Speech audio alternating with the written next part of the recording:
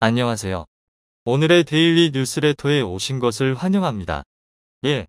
대한민국을 위한 대성공. 2. 우리의 꿈은 한국의 일부가 되는 것입니다. 3. 일본 최후의 희망. 한번 진실을 알아봅시다. 우리 대한민국은 점점 강해지고 있습니다. 그곳에서의 한류 열풍은 상상을 초월할 정도로 빠르게 성장하고 있으며 현재 정부 또한 랜드마크와 교량 건설에 한국 건설사를 적극 참여시켜 미래에 대비하려는 모습을 보이고 있어 외신마저 크게 놀라고 있는 상태입니다. 미국, 영국, 중국 등 세계 각국이 관심을 두는 작지만 강한 나라인데 이런 나라가 왜 한국과 협력하길 바라는지 자세한 이유 알아보겠습니다. 인구 44만 명을 보유한 작은 나라가 엄청난 자원 부국이 된 후 한국에게 모든 것을 맡기려 하고 있어 화제입니다. 말레이시아와 인도네시아가 양분하고 있는 보르네오는 세계에서 세 번째로 큰 섬입니다. 천연자원의 보고로 알려진 이 섬의 북단에는 또 다른 국가가 잘 잡고 있습니다. 제주도의 3배 정도 크기인 브루나이가 존재하고 있는 것입니다.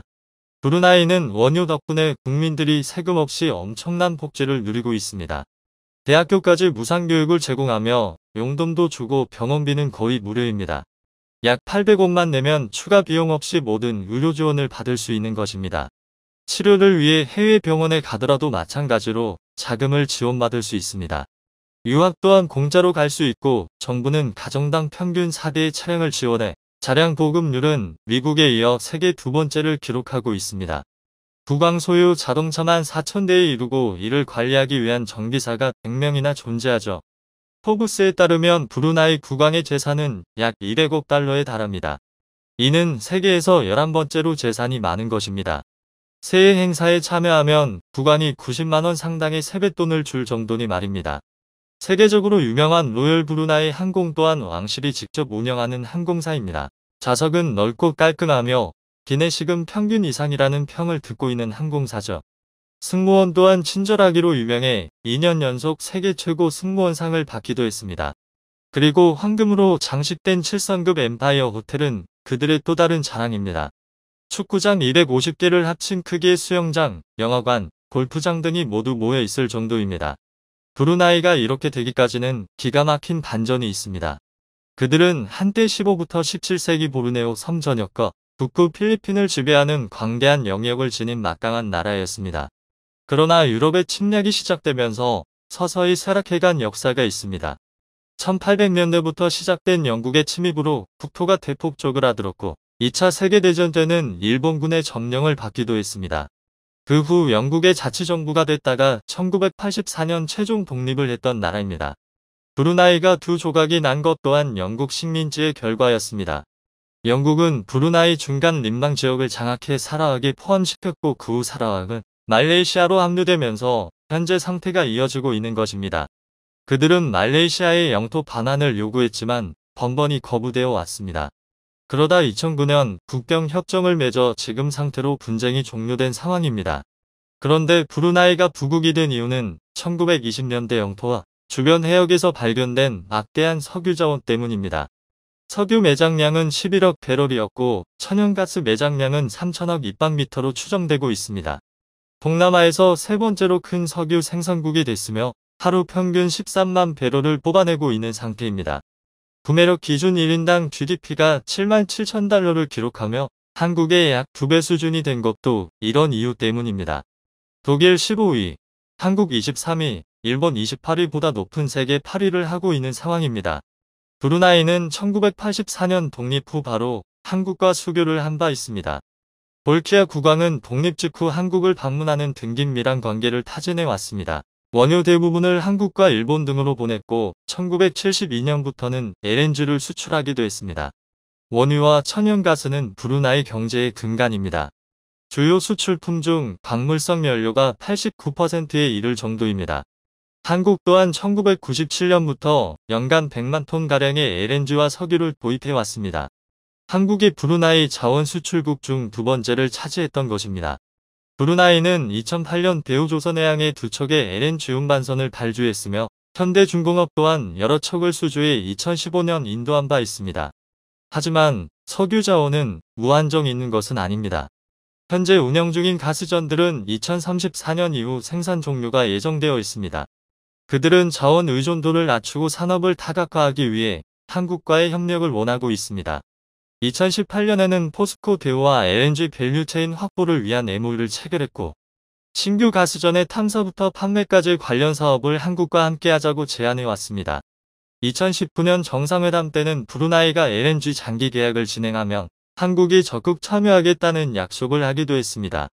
이는 최근처럼 에너지 가격이 급등하는 상황에서 큰 힘이 되는 내용입니다. 우리 기업들은 1970년대부터 브루나이에서만 50여 건의 건설 사업을 수주하며 인프라 구축의 핵심 역할을 하고 있습니다. 그 중에서도 대림 산업이 브루나이를 사로잡은 매력은 신뢰와 기술력입니다. 그 나라의 문화와 관습을 존중하며 이에 철저히 맞추는 행보를 보였던 것입니다. 대림 산업은 1970년 LNG 플랜트 개수공사로 브루나이와 첫 인연을 맺은 바 있습니다. 이후 14건의 사업을 추가로 따냈고 2013년 수주했던 브루나이 최초의 사장교 리파스 대교는 이 나라의 랜드마크로 자리 잡아 왔습니다.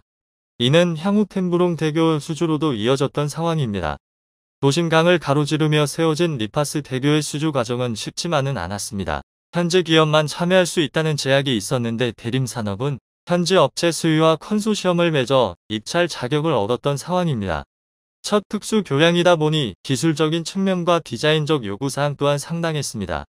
대림 산업은 이슬람 사원을 상징하는 돔 모양을 디자인해 주탑에 적용했고 1층에는 이슬람 기도실을 만드는 등 현지화에 최적화된 형태로 제안을 했습니다. 9.5톤 무게의 돔을 주탑 정상에 안착시켰을 때는 감탄사가 쏟아져 나왔죠. 그렇게 현지에서 가장 높은 157m의 구조물이 탄생했던 것입니다. 주탑 높이는 국왕의 생일인 영어식 표기를 따서 정해졌습니다. 그렇게 리파스 대교는 2017년에 완성됐고 기존 40km를 돌아가야 하는 거리는 607m로 줄어들었습니다.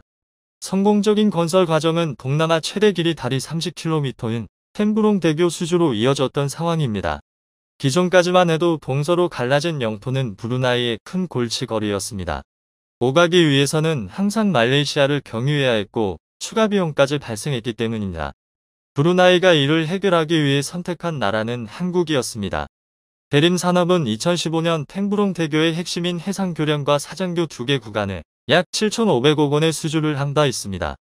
해상교 부분만 무려 14.5km로 인천대교와 비슷한 규모입니다. 브루나이 역사상 가장 큰 교량 사업으로 총 사업비는 2조 원에 달했습니다. 이때 중국은 강력한 저가 공세를 폈지만 승리는 한국이었습니다. 입찰 당시 중국 업체들이 1부터 3위로 낮은 가격을 써냈지만 대림 산업은 가장 높은 공사비로 4위를 하고도 수주를 차지했습니다. 공기 단축과 차별화된 설계를 제시해 사업권을 따냈던 것입니다. 템부롱 대교에 적용된 핵심 기술은 특수 기중기를 사용하는 론칭 겐트리 공법입니다. 육지에서 제작한 상판을 해상으로 운반한 후 특수 설계된 기중기로 800톤이 넘는 상판 2개를 한 번에 들어올려 교각 위로 올리는 방식을 사용한 것입니다. 이로 인해 작업 능률을 4배로 끌어올렸으며 비용까지 크게 절약했던 상황입니다. 그렇게 2019년 11월 성공적으로 완공해 기술력을 입증했습니다. 브루나이 국왕은 돌아가신 아버지의 이름을 따서 템부롱 대교 이름을 변경했고 이를 근대화의 상징이라 치켜 세우기도 했습니다. 종전 3부터 4시간이 소요됐던 두 지역을 15분 정도로 크게 줄여줬기 때문입니다. 말레이시아 국경을 2차례나 넘어야 했던 번거로움도 사라졌죠. 한국의 기술력은 브루나이 국토를 동서로 연결시켜줬고 국민 통합에 기여하면서 현지에 강렬한 인상을 남긴 것으로 나타났습니다. 템부롱은 95% 인구가 살고 있는 서쪽 지역에 비해 상대적으로 낙후됐었지만 이제 희망의 빛을 보고 있는 상태입니다. 브루나이 정부도 버려진 땅 템부롱을 개발해 100년 먹거리를 찾아내겠다는 계획입니다. 외신들은 템부롱 대교가 새로운 관광 투자에 영감을 주고 있다며 놀라워하고 있습니다. 올해 해외 건설 SOC 부분 최우수상으로도 템부롱 대교가 뽑혀 대림 산업이 특수교량의 강자임을 재입증시켜주고 있습니다. 세계 특수교량은 한국과 중국, 일본이 치열하게 경쟁하는 시장이죠. 한국은 그 밖에도 다양한 랜드마크를 건설했는데 경남 기업은 국왕직위 25주년을 기념해 최대규 모스크를 건설하기도 했습니다. 결국 한국에 대한 이미지는 크게 좋아졌고 한류 또한 급속도로 퍼지고 있습니다. 한국 문화를 좋아하는 이들이 자발적으로 참여해 K-팝 행사가 열릴 정도입니다. 이슬람 문화를 가지고 있는 지역이라 예술 행사를 개최하려면 정부와 협의가 필요한데 현재 정부 또한 한국을 배우는 것을 적극 권장하고 있어 문제가 없습니다. 최근 5년 사이 한식당이 크게 늘어나 매운 닭갈비와 떡볶이 등이 인기를 끌고 있는 상태입니다. 볼키아 국왕의 여동생 마스나 공주는 김치를 즐기는 것으로도 유명합니다. 한류의 인기에 힘입어 한국어 학습에 대한 관심도 높아지고 있습니다. 현재 브루나이 국립대학에 한국어 과정이 개설돼 있을 정도입니다. 그리고 태권도를 배우는 이들도 넘쳐나 한국 문화에 대한 선호도를 실감시키고 있습니다. 그리고 기아차는 점유율을 20%대까지 끌어올리며 토요타를 밀어내고 있습니다. 코로나 전 브루나이를 찾은 한국인은 연간 1만 5천 명 정도였습니다. 그리고 한국을 찾은 브루나이 국민 또한 5천 명 가까이나 됐습니다. 한국 인구가 100배 이상 많다는 점에서 인기를 알 수 있는 대목입니다. 코로나 전 브루나이를 오가는 항공편은 주 4회였고 최근에도 관광상품을 같이 개발하자고 제안해 오고 있습니다. 브루나이는 한국의 전통 우방국이라는 평가를 받고 있는 상황입니다. 유엔과 국제사회에서 한국의 입장을 적극적으로 지지하기 때문입니다.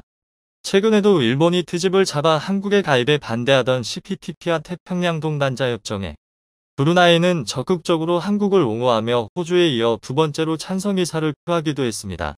그들은 관광, 정보통신, 제조업, 농수산업 등 거의 전 분야에서 한국과의 협력을 희망하고 있습니다.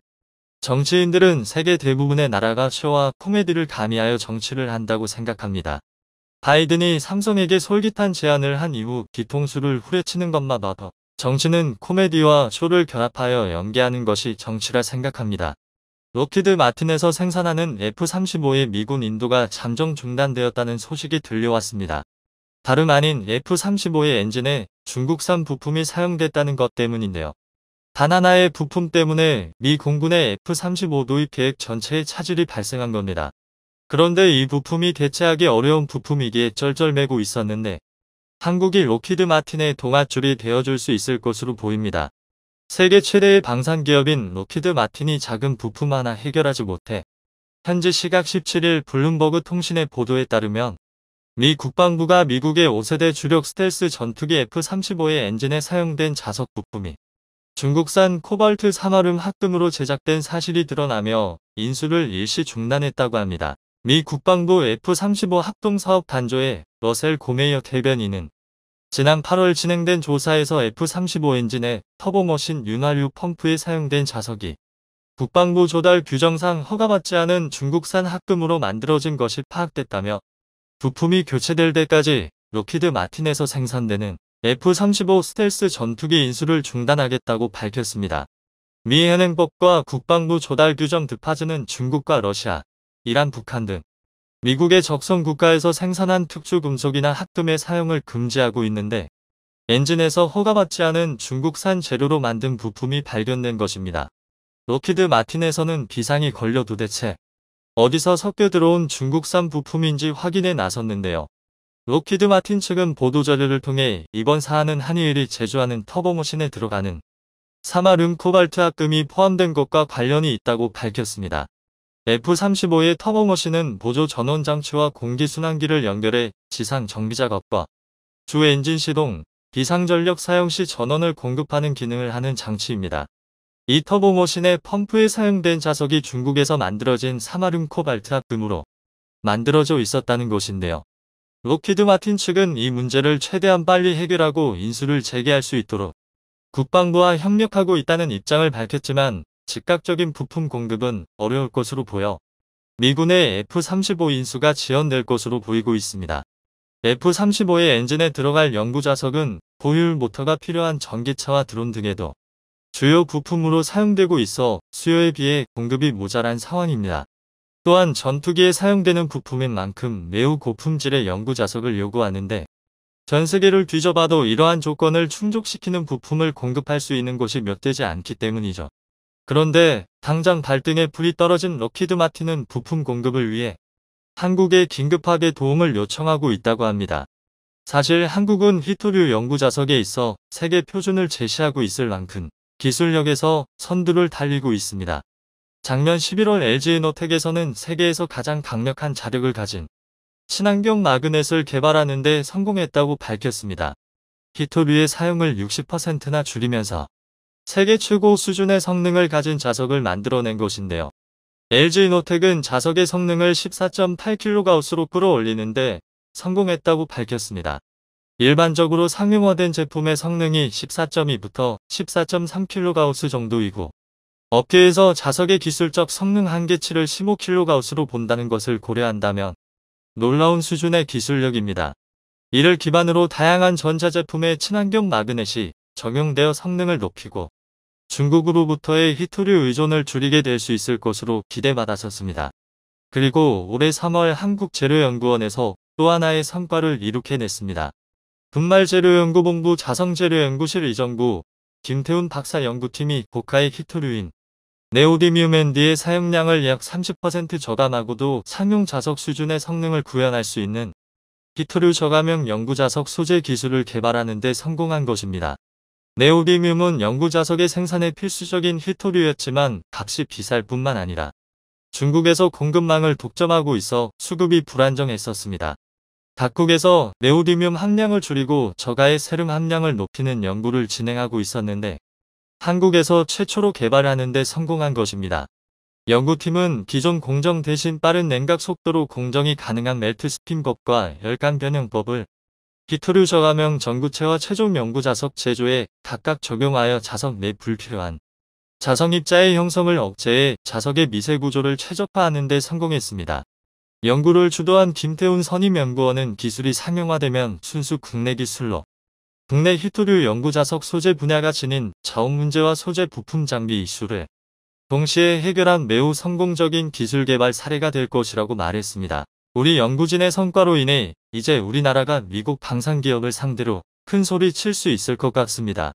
히토류 연구자석의 생산량의 대부분이 중국에서 생산되고 있었으며 유럽과 미국에서도 생산하지 않는 건 아니었지만 그 생산량은 매우 적었을 뿐만 아니라 늘어나는 수요를 감당하기엔 턱없이 모자랍니다.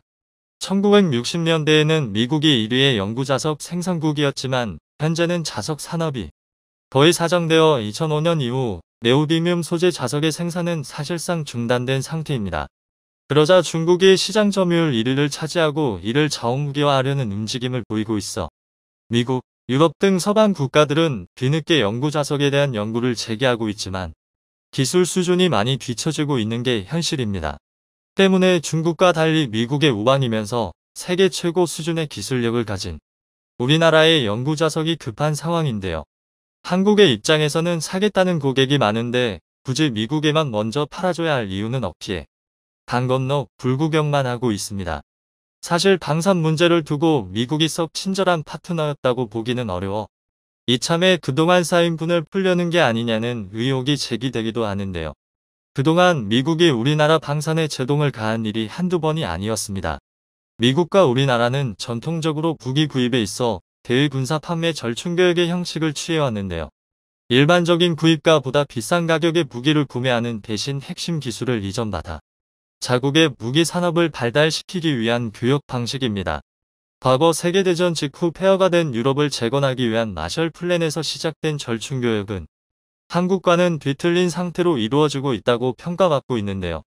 비싼 돈을 주고 무기를 구매했지만 미국은 계약이 체결되고 나면 일방적으로 약속을 뒤엎고 핵심 기술을 이전해주지 않고 부품 수급도 제대로 이행하지 않아 왔었습니다. 방사청 관계자는 FMS가 제대로 이루어지지 않은 것은 계약의 이원화 문제 때문이라고 말했습니다. FMS 절충교역의 경우 계약은 미국 정부와 체결하지만 기술 이전 등 반대급부 협상은 미 방산업체가 제공하는 것이기 때문에 그들에게 기술 이전을 강하게 요구하기 어렵다. 미국 정부가 문제를 인지하고 있으면서도 FMS라는 교역 형태를 만들어낸 것이 문제이다. 절충교역에만 의존해 방위력 개선 사업을 진행할 경우 본 전력에도 심각한 공백이 발생할 수 있다.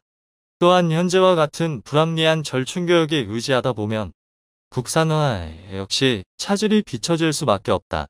이 같은 문제점을 오래전부터 인지하고 있었지만 불이익을 받는 게 두려워 정부는 그동안 강하게 이의 제기를 하지 못했었습니다. 국산 전투기를 개발하기 위해 한국은 미국의 F-35 40대를 약 7조 3천억 원에 구매하면서 기술 이전을 약속받았었지만 미국은 AESA 리더, IRST 등 4대 핵심 기술의 이전 약속을 지키지 않아 KF-X 사업이 통째로 엎어질 뻔한 위기도 있었습니다.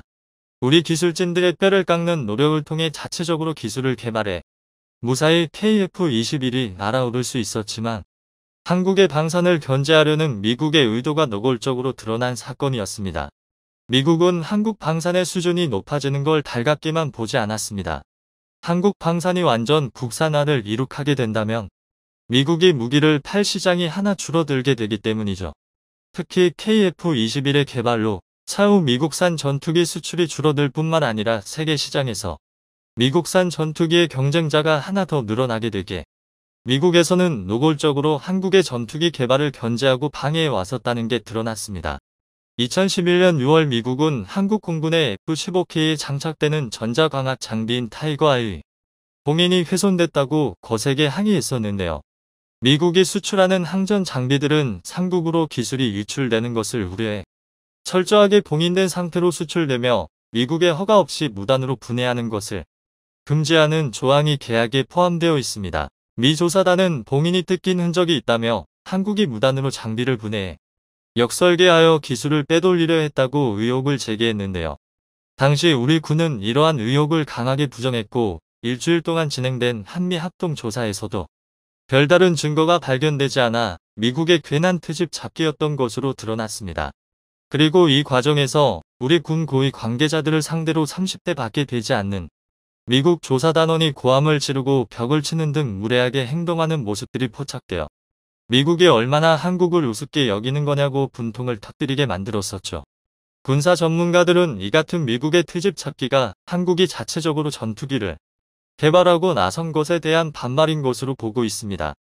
이러한 미국의 갑질을 참아줄 수 없었던 한국은 1983년 이후 40년 만에 미국과의 무기 교역 방식을 처음부터 다시 성립하기 위한 작업에 들어갔습니다. 세계에서 손꼽힐 정도로 우리 방산이 독보적인 위치를 차지한 만큼 더 이상 미국에 호구 잡혀줄 이유가 없었기 때문이죠. 여기에 미국의 전투기 산업이 휘청거리며 한국에게 호재가 될 것으로 보이는데요. 미 국방부에서 차세대 전투기 F-36의 개발을 보류하고 기존의 F-16 전투기를 업그레이드하는 방법을 선택했다고 합니다. F-16의 업그레이드 버전인 F-16V는 확실히 업그레이드된 성능을 가지고 있지만 기체 비용, 유지 비용이 과도하게 비싸 새로운 기체를 원하는 국가들에서는 저렴하면서도 성능이 뛰어난 한국의 KF-21을 주목하고 있습니다. 이제 막 개발되어 앞으로의 발전 가능성도 무궁무진하기 때문에 미국의 항공기 산업이 제자리 걸음하는 동안 한국이 한 발 앞서 나갈 수 있는 기회가 될 수 있을 것 같습니다. 미국이 우리의 굳건한 동맹이란 사실은 변하지 않습니다. 하지만 냉혹한 시장 경제 속에서는 영원한 친구도 적도 존재하지 않는 법이죠. 적어도 미국이 한국을 우습게 보고 갑질할 엄두도 내지 못할 정도로 한국산 전기차에 대한 보조금 지급 차별 논란으로 많은 우려를 낳았던 미국의 인플레이션 감축법. 그에 대한 여파가 최근 미국 시장에서 현실로 나타나고 있다고 합니다. 그로 인해 한국 기업들은 불만을 토로할 수밖에 없으며 바이든 정부에 크게 실망한 상태인데요. 심지어 미국 내부 여론조차 한국 편을 들며 비난의 목소리를 높이기도 했습니다. 한국의 피해가 막심할 것으로 예상되는 상황에 많은 이들이 우려해 왔으나 최근 들어 그 분위기가 급격하게 반전되고 있다고 합니다. 미국으로부터 철저하게 뒤통수를 맞은 한국 기업들이 참지 않고 미국을 떠날 것을 선언하며 역으로 뒤통수를 치고 나선 것이죠. 특히나 LG가 방산 협력으로 많은 부가가치를 창출해냈던 폴란드와 다시 한번 손을 잡고 미국을 버릴 계획을 세우고 있음이 드러나자 미국에서 한국까지 직접 찾아와 매달리고 있는 상황까지 연출되고 있다고 하는데요. 지난 3일 현대차 그룹의 9월 미국 내 전기차 판매량이 전달에 비해 크게 줄어든 것으로 집계됐습니다.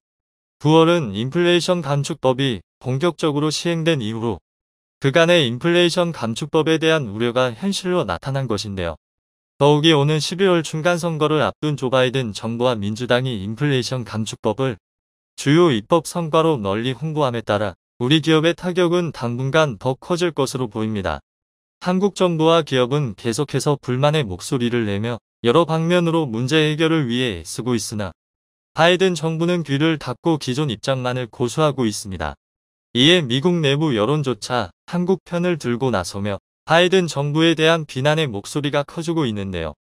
미국의 한 매체는 바이든 정부가 인플레이션 감축법으로 한국의 반말을 샀다는 제목으로 바이든 대통령이 5월 방한 당시 경의선 현대차 회장을 만나 절대 실망시키지 않겠다 말해놓고 오히려 큰 실망을 안겨줬다며 바이든을 비판하는 내용의 기사를 보도했습니다. 또한 웬디 코틀러 전 미국 무역대표부는 인터뷰를 통해 미국 중심주의와 동맹 대우가 조화를 이루지 못한다며 한국이 충분히 화날 만하다고 한국 편을 들어줬습니다. 그도 그럴 것이 한국 기업이 미국 경제에 기여하는 바가 대단히 크기 때문인데요. 미국의 또 다른 매체는 동맹국 중 한국의 반발이 가장 큰데 그것은 한국이 가장 많이 기여했기 때문이라고 밝히기도 했습니다. 현대차는 조지아 공장에 7억 달러가량 투자했으며 그 후 물류, AI 관련 사업 등에 3억 5천 달러를 추가 투자하여 총 15조 원에 달하는 대대적인 투자 의사를 밝혔습니다. 이는 미국 동맹 투자액 중 최고 수준으로 실제 한국은 3만 5천 개의 미국 일자리를 만들어내는 등 막대한 기여를 했습니다. 또한 한국은 전기차뿐만 아니라 배터리, 반도체 등 미국이 요구하는 모든 기업을 미국에 보냈으며 14동맹까지 참여했습니다. 중국이 반발할 것이 뻔한 상황임에도 큰맘 먹고 결정을 내렸지만 돌아온 것은 바이든 정부의 철저한 외면이었습니다. 이에 미국 매체들이 바이든, 트럼프와 다를 바 없는 미국 중심주의를 지속하고 있다며 우려의 목소리를 내고 있는 것이죠. 나라 안팎의 비판에도 불구하고 미국 고위 당국자들은 애매모호한 답변만 늘어놓으며 상황을 회피하고 있습니다. 한편 미국 의회에서조차 인플레이션 감축법을 비판하며 개정을 촉구하고 있다고 하는데요. 한국 기업뿐만 아니라 미국 기업 역시 법안을 이행하기가 어렵기 때문입니다. 이에 중간선거 후 세부 법안에 변화가 있기를 바란다는 취지의 의견이 제시되고 있습니다. 그러나 미국 중심의 법안으로 바이든 정부의 지지율이 올랐으며 미국 자동차 회사들의 로비가 막강하기에 개정 가능성은 매우 희박해 보입니다. 한국에게 불리한 법안 고수로 많은 이들이 한국의 피해를 우려해 왔으나 미국을 버릴 계획을 세우고 있음이 드러나자 미국에서 한국까지 직접 찾아와 매달리고 있다고 하는데요. 지난 3일 현지 시간 부광모 LG 대표가 폴란드 바르샤바에서 마테우슈 총리를 내방하고 LG에너지솔루션 폴란드 현지 공장을 방문해 생산 현장을 둘러보고 현지 인직원들을 만났습니다. 이 공장은 연간 약 100만 대의 전기차에 탑재 가능한 배터리를 생산할 수 있는 세계 최대 규모의 생산 능력을 갖춘 곳으로 유럽 주요 완성차 회사에 배터리를 공급하고 있습니다. 이날 면담에서 구 대표는 LG에너지솔루션 브로츠와프 배터리 공장이 LG의 전 세계 배터리 생산의 절반가량을 차지할 정도로 성장했다며 폴란드 정부의 관심과 지원이 큰 도움이 됐다고 감사를 표했습니다. 또한 구 대표와 관계자들은 한국과 폴란드가 더욱 미래지향적인 관계로 발전하길 바라며 그 과정에서 LG도 기업의 역할을 다하겠다는 뜻을 전했는데요. LG는 LG전자가 1997년 폴란드 바르샤바에 판매 법인을 설립한 이후 25년간 폴란드와 깊은 인연을 맺어왔습니다. 폴란드에는 LG전자, LG에너지솔루션, LG화학, LG이노텍의 사업장이 위치해 있으며 LG뿐 아니라 300여 개의 한국 기업들도 진출해 있습니다. 현재 한국과 폴란드 정부는 방산, 에너지 등 다양한 분야에서 협력 방안 논의를 진행 중인데요. 그 와중에 미국의 속이 타들어 가고 있다고 합니다. 기존의 LG에너지솔루션은 미국 GM사와 미국 인디아나주에 동시에 투자할 계획이 있었기 때문입니다.